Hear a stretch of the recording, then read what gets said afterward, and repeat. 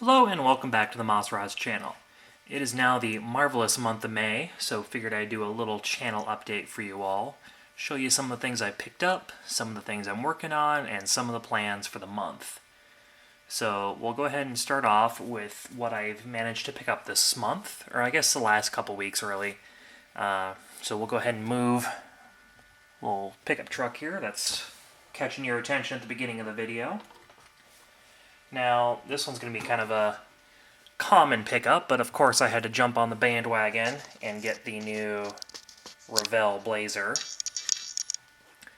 I don't really have a specific plan in mind for this yet, but I do have some parts I really wanted to design for this, so I figured it'd be a good idea to go ahead and pick one up so that I can go ahead and play with it a little bit. So that's going to start it off, and then from here it'll get a little more entertaining, since I'm sure a lot of you have seen that kit. Next up, I managed to grab another one of these Mobius 47 coupes. Got this one for a pretty decent price, and I know they're going to be re-releasing these as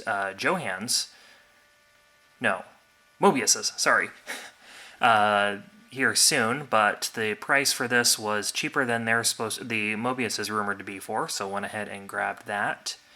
Super stoked. This is the second one of these I have. I have not built one yet, but I would love to build the custom version. But the actual reason I picked this up is because I saw a conversion kit for these that I really wanted to build. So I wanted to have a second one of these so I could build it as the conversion kit. And that is by Best Model Car Parts over on eBay, the 48 Chevy Woody Wagon kit. So here's a look at that. Absolutely beautiful body, which is something I can't say about myself.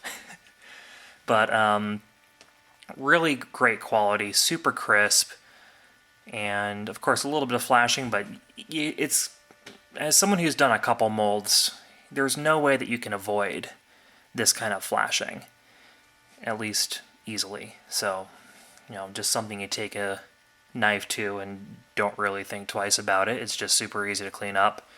So I'd love to build this. I think it'd be really cool to do a bagged Woody.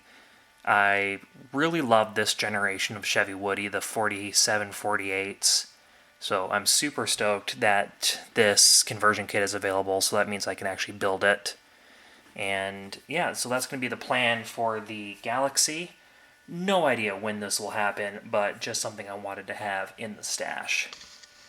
So I have one more kit for you all, and this is one I am very excited to get my hands on. This was a kit I've been looking for about a year, and one I just want to add to my collection. I have zero intentions to ever build this, but that is the MPC 69 Firebird, which you might be wondering, what makes a Firebird so special? Well, this one is turbine powered. So this was a kit that was put out by MPC, but from my understanding, they actually used the turbine from the Johann Chrysler turbine. So you can get a little look here on the side of the box. There's your turbine, comes with the exhaust and the air intake. But yeah, they also did a 69 Camaro with the turbine. And that one's cool, but I wanted the Firebird box because it has the see-through hood on it and you can actually see the turbine. Whereas the Camaro, if I'm remembering right, it's a yellow drag car setup and it's not obvious, according to the box art, that it is a turbine-powered car.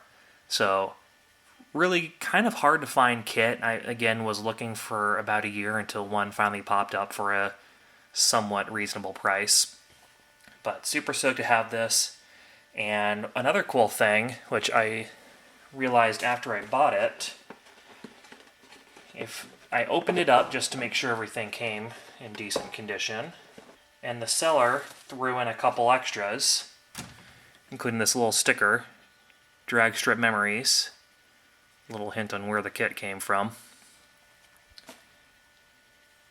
And then there is also a set of Niagara Airport drag strip admission tickets. So how cool is that? I ended up having to look this up, and the drag strip was only run from 1961 to 1975. So that kind of dates these as, geez, older than 50 years. So that was super cool of the seller to throw in. But yeah, if you're interested, I think since this is kind of a rare kit, I'd be happy to do an unboxing. I'm pretty sure everything is there. I did a pretty good look, but honestly I was just wanting one for the box. But yeah, so let me know if I'd be happy to do an unboxing on this if that's something you guys want to check out. Again, I'm pretty sure it is the Johan turbine that was thrown into this kit. So yeah, with that, we'll go ahead and make our way out to the workbench and check in on what we're doing out there.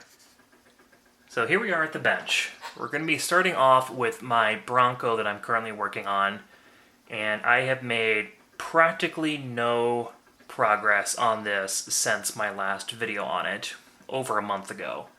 And that is because I've been focusing a lot of time into the engine.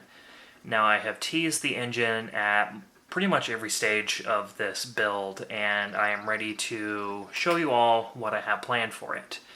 And that is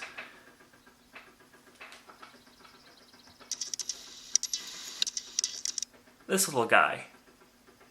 So this is my first attempt at doing a complete 1/25th scale engine design, and this is a Ford 170 straight six. So I also have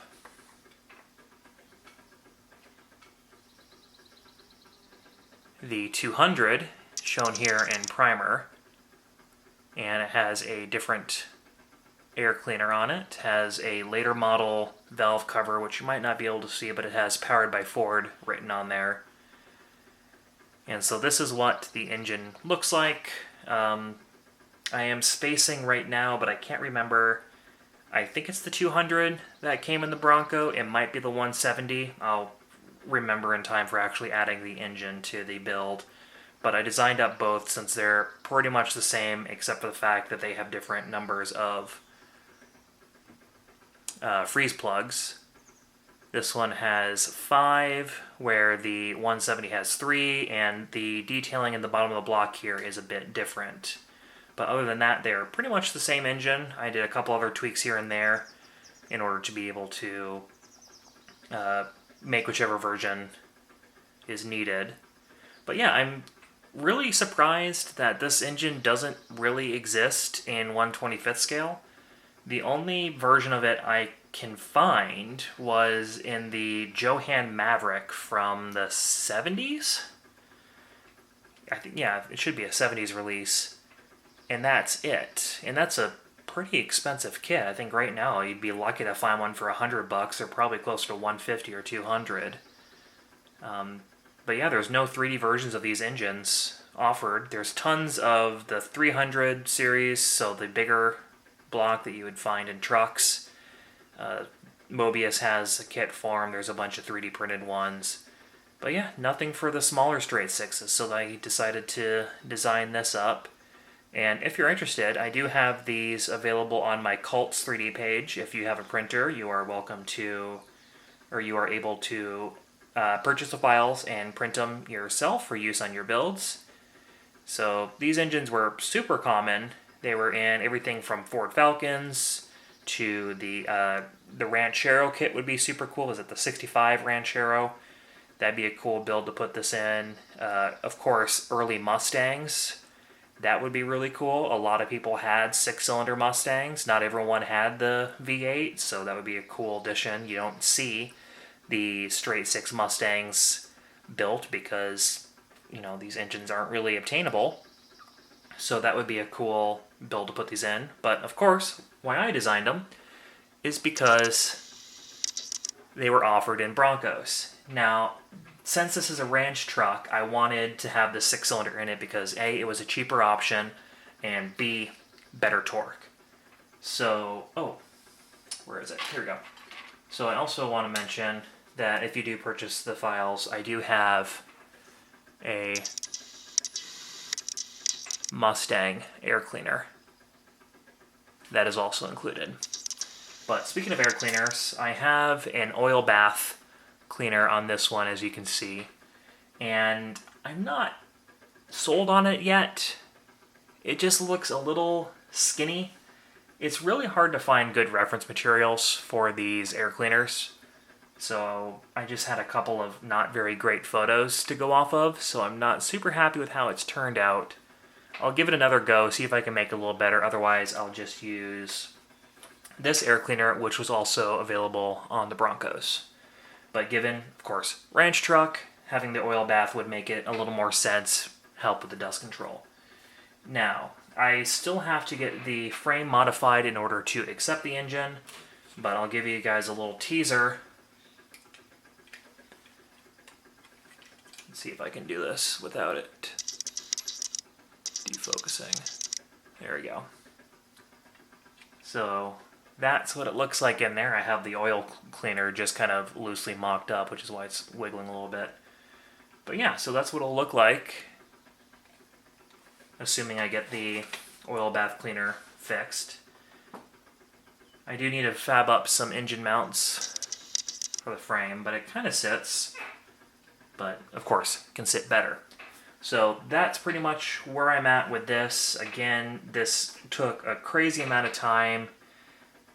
I can't remember, but it's probably close to 30 hours of design time to get this engine put together, all the different parts and whatnot. So that is why I have not made any progress on the Bronco. And the other reason is because this does not have a deadline. This is purely a passion build. I am building it for a special reason, which I'll get into when the build is actually done. But it does not have a timeline, so I'm kind of taking my time on it, making sure it's perfect. So that is enough with the Bronco. Now we'll move on to the other Ford, which is the Del Rio. 57 Ford Del Rio wagon, ranch wagon. So, as I mentioned in the previous build about this, my goal is to have this done for the N&L North Show in Minnesota in May, which is less than 2 weeks away at this point, so probably not. We'll see. I've made good progress on this, but not quite as much that I would feel comfortable about. So we'll see. But they're doing a special theme this year, which is 57 Heaven, which is cars built in 1957. So I decided to go with the 57 Ford because I think it would be different. Amongst a sea, I'm assuming, of a bunch of 57 Chevys. So the plan for this is I want to do this kind of similar to my 56 Chevy, which I have teased, or I've shown in other videos, which is just slammed on the ground. So I have been working on the chassis. As you can see here, I managed to do a little bit of a notch in the rear here to get the axle tucked up just enough that it'll lay frame. I modified the front suspension, made sure to camber it, which is a detail that kind of bugs me a little bit when I see people do lowered cars. They don't compensate for the camber of the wheels, especially if you're doing an air suspension. When you're doing an air suspension, you want the car's tire, the toe, let's go a little bit of toe out here. So this is the side of, this is the outside of the car, this is the inside, right? So you want a little bit of toe to have better steering and better handling. But then as you air the car out, that toe increases because you want the toe to be at the right angle at driving height. So when you lower the car, it's not driving height. All the front suspension swings up and down, and so you end up with a more severe toe or camber. So whenever I see a car that is completely slammed and supposed to be on air, that's something that kind of bugs me. Not a big deal. It's just a little bit of a pet peeve. Do whatever the heck you want. I'm not your dad. But yeah, so I was able to do that on this car. And then I also did a 4-link air suspension in the rear, Now, I'm going ahead and go ahead and link a video by the Lucas E channel on how to do these really cool, rear suspension. It uses HO scale handrail sanctions that you can use on locomotives in order to do these really cool arms. But if you are curious, these are the ones I bought by CalScale handrail sanctions. There's your number. You might be able to get it on eBay still. I bought these a little while ago. I need to buy some more as I use the rest on this. But yeah, so that's how I got this chassis done up, so that when you have the body on,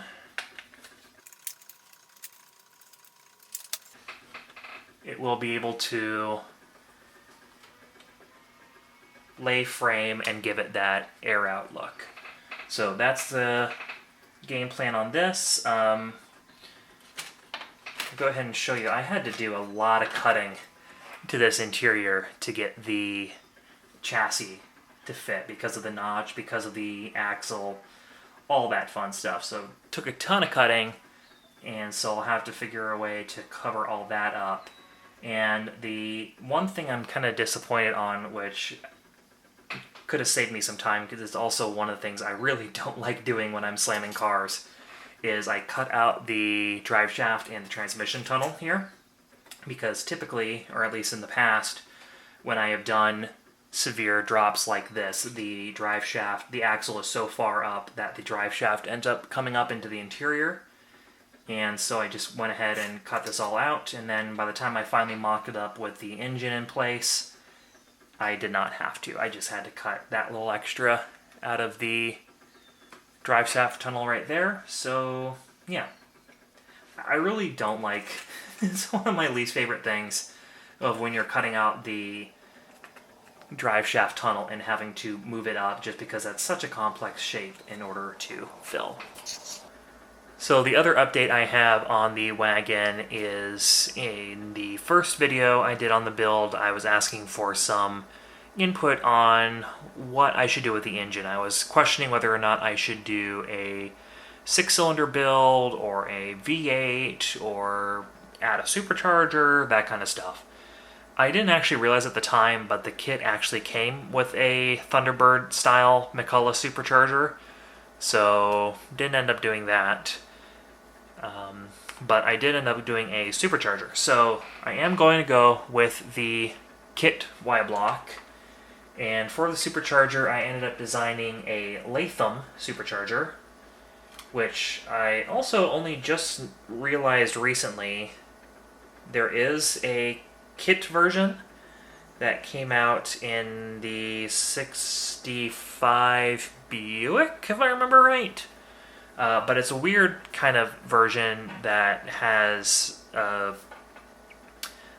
twin 4-barrel carbs, it looks like, on the kit, where typically they use side draft carburetors. So wasn't a big fan of it anyways, so ended up designing my own. So here is the 4-carb. So here is the 4-carb version that I designed. So it has 4 side draft carburetors, and I saw a hot rod that actually was running some thick stun air cleaners on it, so I threw these on just as a fun mock-up. I will not be using these on the wagon unless I decide I actually like them, which, maybe. But yeah, so it's designed to fit on the Y block. It has the mount that mounts right above the, I'm pretty sure it's a water pump on the block. But also for fun, I designed up a 6-carb setup, which just looks chaotic. And it was a, pain to assemble, because all the carburetors and the frog mouths were separate on this. So it was a pain getting them all aligned, which this is just a mock-up piece, so I don't need it to be perfect. But yeah, so that would also have potential. I don't think I'll do a 6-carb. I think that would just be a little too busy. But, you know, why not have the option? So here's a little mock-up of what that would look like if I did the 6-cylinder. Again, quite busy. Kind of looks like a bug, but could be cool. But I am leaning more towards a 4-carb setup, just with some different air cleaners. I'm not going to use the thick stun, like I said. But that's what that would look like if we were running the thick stun. And yeah, it's cool. When you do the 4-carb setup, it's a very different look, how you have everything very forward on the engine. Which actually, now that I'm thinking about it, might not be ideal, because don't these have a reverse opening hood? I think the hood on these opens up forwards. So I might actually go with the 6-pack setup. But we'll see, because this might be too much detail too far forward in the engine bay, where the 6-pack will fill out the engine bay a bit more, which if you can't see too much of the engine because of or you can't see too much of the front of the engine because of the hood, this might actually be the way to go. But I don't know if I'll do the frog mouths. I do have some other air cleaners that I've designed in the past. So I might actually do the 6. That'll just fill out the engine bay a little more. So just for fun,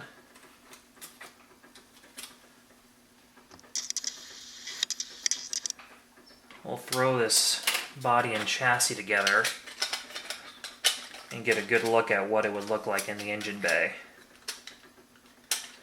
So yeah, I'm kind of making good progress on this. Not the best, but I do plan on actually throwing this body into paint as soon as I finish this video. So that'll definitely help. So this will probably be something I'll just insert a photo of. I don't know how well we'll be able to see on the camera. How far forward does this sit? It'll probably sit right about here. So I'll throw a photo right here of how this is looking. And I think this might be the way to go. I am noticing, I don't know if I have the engine in perfectly right now, but it does seem a little high right up here, which I don't have the hood, but it might not clear in the front. So I might have to work with that. But again, I don't think I have the engine in the right place right now. But we'll see. That's something I'll take a look at off camera. And yeah, so that's where I'm at with this. Again, I would love to have this done for NNL. I don't know, honestly. 2 weeks is not a lot of time, especially because I'm going to be missing this weekend because I'm going to a race. So, yeah, we'll see. It won't be too heartbroken if I don't have this. I have a lot of other builds to bring to NNL regardless, so it's not like this is the only thing I'm going to be bringing. So yeah, if you're going to be at NNL, let me know. I'll be wandering around. Would love to meet some people. I know there's a few guys on YouTube who usually go to that show. But yeah, speaking of shows, some other news in the Moss Rods world. This last weekend I was up at Sacramento, California for the Sacramento Autorama. And they have a little model show that they put that the local auto club puts on there, which was fun. It was a good show. There was 120 some odd models, which was a pretty darn good turnout for a model contest at a car show. So that was cool. Got to run into Billy Strange there, who I've seen at a couple local-ish shows. He's a super cool dude. Billy, if you're watching this, thank you once again for the glue. He was more prepared than I was. I'm usually the guy who brings glue to shows. I never usually travel without glue, but this weekend I did, and someone cut me off on the highway, and a box went flying, and my 32 Ford took the brunt of the damage. So thankfully he was there with some glue. I was able to get it pieced together just in time for judging on Sunday morning. And yeah, so thank you for that. Also, do check out his channel if you have not watched any of his videos. Super cool dude, building some really cool stuff. Newish to the hobby, but is already doing amazing work. And if you do watch his videos, make sure that you are watching his new channel. He just started a new, refreshed channel, so I'll make sure to link the new channel in this video so you guys can check that out. But yeah, so that was awesome. The show was fun. And another kind of somewhat automotive or somewhat model related thing happened last weekend. Now, for any of you that are into auto racing, you might be familiar with the Trans Am series. Started off in the 60s as an American road racing series, and pretty much has been made famous by the muscle cars flying around tracks, and, you know, Pernelli Jones, Donahue, memory recall's not great right now, but tons of famous drivers raced in Trans Am, and it's a very historical series, and it has been going ever since. It's kind of not as popular these days, but it's still very much a series, and the reason I bring this up is that we had the Trans Am race in Sonoma weekend before last, and I got to go down there. I have a buddy of mine who is a chief mechanic on one of the teams. Sorry, crew chief. And I've not gotten to see his team race in person, so I was super stoked. This was my first Trans Am race I went to. And the cool thing that happened over at that race was I, was talking with my friend, and I, kind of convinced him to let me sneak some stickers onto the car. So for the Sonoma race, I was actually a sponsor, air quotes, of the Jim Weed car, and so I actually had a couple of my stickers on a race car, which was super cool. They finished second, so great start to my automotive sponsor career, I guess. No, it's not really going to be a thing, but yeah, that was just a super cool thing that happened. Got to have my stickers on a legit race car during a legit race, and a heck of a race too. So if you're a Trans Am fan and you're watching Sonoma, you were unknowingly watching a car with my stickers on it. So that was just kind of a cool thing that I kind of got to boast about a little bit. So thank you, Steve, for allowing me to do that. Made my year, probably. So yeah, that's pretty much what I've been up to. So keep an eye out for some more updates on the channel. I'm actually doing a small, not really a tutorial, but it's going to be an experiment video that I'm hoping to get out maybe this week, maybe next. Also, if you guys are interested, I do have coverage of the Sacramento Autorama show, so I'm going to be uploading that as well. Just need to get that footage edited. That'll probably come out after this. But yeah, so that's pretty much everything. Hopefully I'll see some of you guys up in Minnesota, and if not, I'll hopefully see you in the next video. Thanks, and take care. Bye.